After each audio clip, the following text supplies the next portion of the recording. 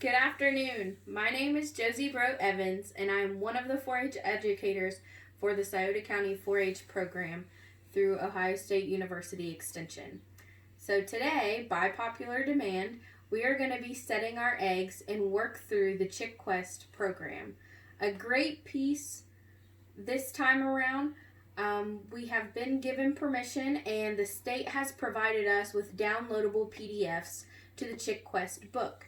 So I will be able to share pictures and the logbook along with you guys. So if you want to work through your curriculum at home with me, you guys can do that as we start this 21-day process. So the process for an egg, a fertilized egg, to completely form and to hatch out a chick is 21 days. So to begin, we have our nice incubator where we will be starting our eggs. So after our last hatch, I cleaned out and sanitized our incubator really well. We sat it out in the sun for it to dry so it was nice and clean and ready to go. A couple days ago, I went ahead and set up our incubator and let it turn on to make sure that everything was still working properly, to make sure that it's going to maintain its temperature through this 21-day process and that it's holding right where it needs to be. So we have been collecting some of our chicken eggs off of our farm, off of our family farm, and we have Australorp chickens, which they're primarily black. They're really good egg layers, and so we will talk more about those breed characteristics in a different video after our chicks hatch. So you can see that all of our eggs are pretty uniform because they're coming from all of the same breed of chicken. So they all look about the same color. And so our incubator, the temperature that we want our incubator to maintain is right around 99.5 degrees, give or take just a little bit. You don't want it to lose too much heat because that can cause us to have a bad hatch. And then we want our humidity to maintain right around 60%. And that can fluctuate about 10% back and forth, but we want it to remain around that 60% so that our eggs don't dry out and we can have a really good hatch rate. So when we talk about that and we talk about the incubator and then we think of a chicken and how they're sitting on their eggs continuously. So when they're sitting on their eggs, that body temperature from that chicken is helping to maintain that heat and to hold that in. And so the body temperature of that chicken is also causing some humidity within the air as well. Our chicken eggs are porous, so that can allow for moisture and air to move in and out of that shell. And I have another video that we'll upload here within the next day or so that explains the different parts of the chicken egg and how that egg is porous and the formation that chicken is going to go through, along with some really good facts. So if you come on over here to our incubator, you might be able to hear it humming. Our light isn't on at the moment, but you can see, or you should be able to see, we're running just a little bit warm. So our temperature is right at 100 degrees and it's at 65% humidity. So our humidity is good, our temperature is pretty good, and the light right now is not on our incubator, and it kind of works like a furnace within your house.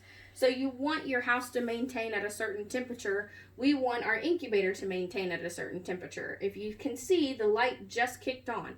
So that means it's running and it's going to kick that heat on to bump it up and to maintain that temperature, and then it's going to kick back off, and when it cools down, if it gets below the temperature it should be, it'll kick back on again.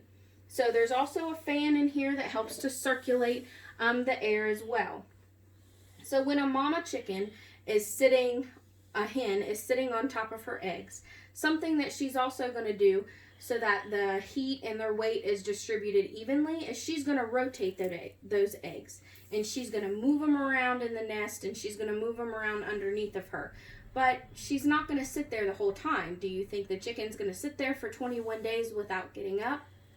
Eventually she is going to need to get up to eat and to drink and to go forage and to go to the restroom even. So she's not going to be sitting on those eggs non-stop.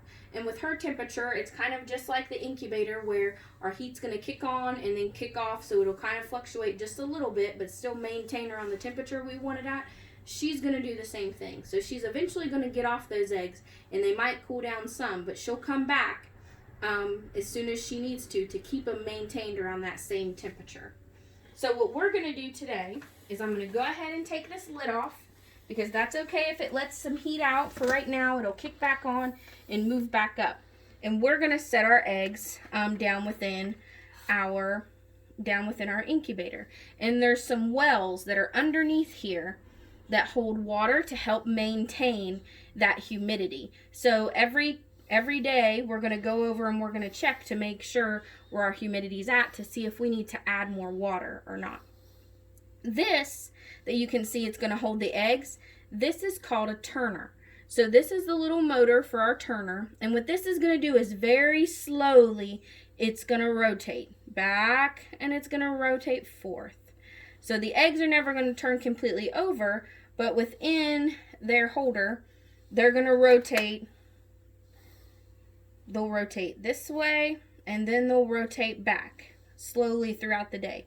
It's one of those things that you're not going to notice with the naked eye if you just come and you sit here and you watch. Maybe if you sat there all day you would see that, but if you check on it periodically you'll notice that they have moved. And so we're going to go through and I'm going to put all these eggs in, and then we're going to work through this 21-day process. If you turn and you look at our calendar right here, we are on day 1. So what you can see, and you'll learn from one of our other videos, is when we talk about the different parts of the egg, what each part means and how it helps that embryo go from day 1 to day 21 and how that chick develops. And so you can see right here within the yolk where we were talking about these are fertilized eggs. The way that you're going to notice the difference in what a fertilized egg looks like is you can see that there's a nice ring that goes around this white germ spot. So every single egg will have a germ spot within it. And that is actually the cells of the female or from the mother. So then the circle that goes around, it looks like a bullseye. So this piece is the male cells that are within that egg that are going to help that baby start to develop, and that embryo is going to work its way all the way down through until it becomes a chick. So every day we're going to check in on our incubator and we'll check on our calendar to see which stage of development our eggs should be at. So if you stay tuned and check in with us every day as we work through this process, you'll be able to see our embryos develop, and we can talk about some different facts and how we're developing and how these eggs are going to develop into a chick. And we'll stay tuned so you can learn some more. See you next time.